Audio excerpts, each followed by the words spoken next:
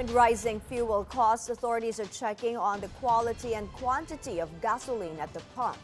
Paolo Barcelon is on the scene for us at a gas station in Bonifacio Global City in Taguig for the latest. So, Paolo, any chance motorists could see a possible rollback next week? That will depend upon events in the Middle East if tensions there subside quickly. Now, according to Oil Industry Management Bureau Chief Rino Abad, should world oil prices stabilize at below $70 per barrel, then motorists can expect price drops on fuel as early as next week. Kung bumagsak man ang presyo ngayon, sigurado tayo next week, maka-immediate din ang impact kaagad. So, just a little bit of delay lang, pero mangyayari yung pag-rollback. Kung magkaka-rollback tayo. Yun nga lang, mangyayari next week sa Tuesday. Meantime, motorists and drivers we talked to say they're either filling up early or trying to save on fuel amid the high costs of gasoline.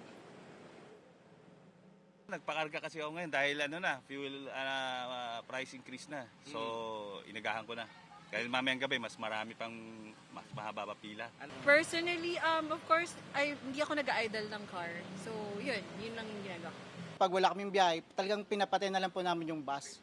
At saka yung aircon hanggat hindi kailangan, ginagamit, ina-off din po namin.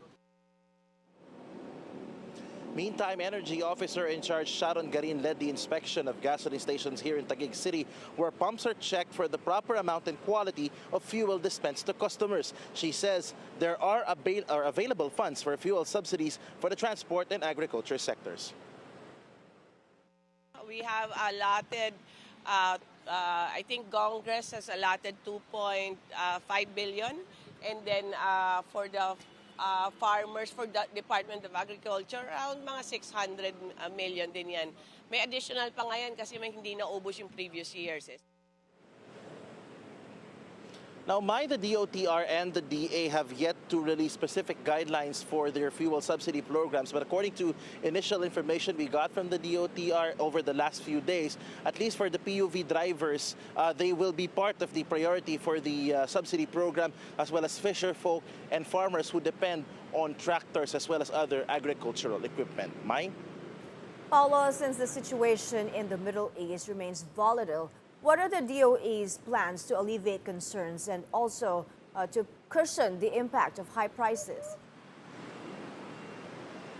Well, one, is the regular inspection and checking of gasoline stations. They warn these stations that they can face stiff penalties if they try to cheat on customers, either in terms of the amount of fuel that is indicated on the pump or through the quality of the fuel that they provide to customers. Now, another option, is to try and talk to oil players and find out what their game is. Although actually earlier, Secretary Garin thanked the oil companies for their cooperation in trying to at least reduce the impact of the high prices of gasoline towards motorists, because according to Secretary Garin, the President has instructed her to try and find ways to mitigate the impact of these towards customers. But again, we're still waiting on what is going to happen in the Middle East as the Philippines relies heavily on crude from the Middle East for its oil supplies.